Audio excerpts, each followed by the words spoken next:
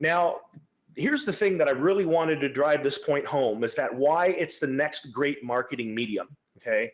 And the first reason is I want to show you some slides that I took from Statista, which is a company that does research and surveys. And this is one of the things they came back with about email open rates last year. And what this particular slide is trying to show you is the difference between no personalization in your email, the subject line only, message only, and then both. But what I find most interesting about this is that even the one that does the best, which is message only personalized, you see an open rate there of 18.8%.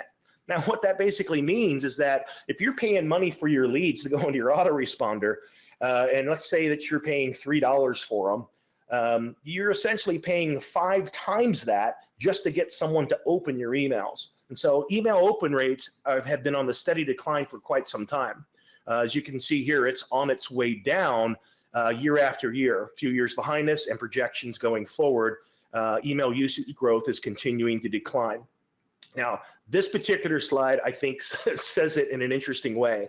Spam rates are actually declining. And no, it's not because of spam filters. It's because spammers know they're not getting the return on their investment the way they used to. So at the same time here, we know Facebook users continue to grow. It hasn't even slowed down remotely. We can see here that Facebook is making more money per user. And the reason for this is that there are also more advertisers. There's more products being sold through Facebook. And there are now over 5 million advertisers on Facebook. This is up from just a couple of million just a year or two ago. So this means a couple of things that are a little disheartening. And one of them is that ad spend, your cost for an ad is going to continue to go up. In the past quarter alone, ad cost across the board went up 14%. And reach is going down. Well, why is that? Because more advertisers, so it's a bidding platform, and so cost is going to go up, but reach, there's only so many ads that can be served up. And the more ads that there are, you know, the reach is going to drop from there. Now, here's the important thing to remember, though. You're learning things now, especially through MLSP, that are going to make your marketing more effective. And so everyone is going to have the same challenge with cost and reach, but you're going to be able to maximize your marketing by some of the things you're learning, especially what you're going to learn tonight. Just one or two more of these slides. I geek out on these, but I know not everyone does. Facebook Messenger users continue to grow. You can see the projection through 2020, another 40% in growth. And this last one here is kind of interesting because what it's telling you is that of the people who use Facebook Messenger, this is the percentage that has purchased a product on their mobile device within the last month of the third quarter of last year. Average across the board is half of them, 55%. And even the smallest demographic, over 55 to 64, still a third of them are now purchasing on a monthly basis through their phone, at least the ones that use Messenger. So Messenger in and of itself is becoming a dominant platform, not compared to anything else. It's out there leaps and bounds ahead of everything else. A couple things here I wanted to show you is that if the end result is we want customers, I want you to look at how things have changed. Going back to where just before the internet, for those of you that can remember, direct mail created this long sales cycle, okay? And then in the 90s and through the 2000s, we got email. Email shortened that sales cycle because we can put a message in front of people a lot faster. Well, with messenger marketing, we just jumped all the way to near direct contact. And the reason for this is because now we're able to get up close and personal with our prospects. We can cut all that lag time. You can actually create an ad, and let's say that you know that you're home from work. If you still have a day job, you're home from 5 o'clock and you want to work till 8 o'clock in the evening working with prospects. You can do something on Facebook with ads called day parting, which means that your ad only runs between the hours that you designate. So if you say run these ads between 5 and 8, and these are messenger ads where the traffic is driving straight to Messenger, you can be on standby right there, ready to have real-time live conversations with your leads, okay? And so while some might say that the number one way is face-to-face. I think this might hit home. In most cases, it probably is, but there's other times where you could actually be in someone's face and actually have a text message be more effective. Real quickly here, I just wanted to explain the process from target audience on Facebook, just so you understand the progression.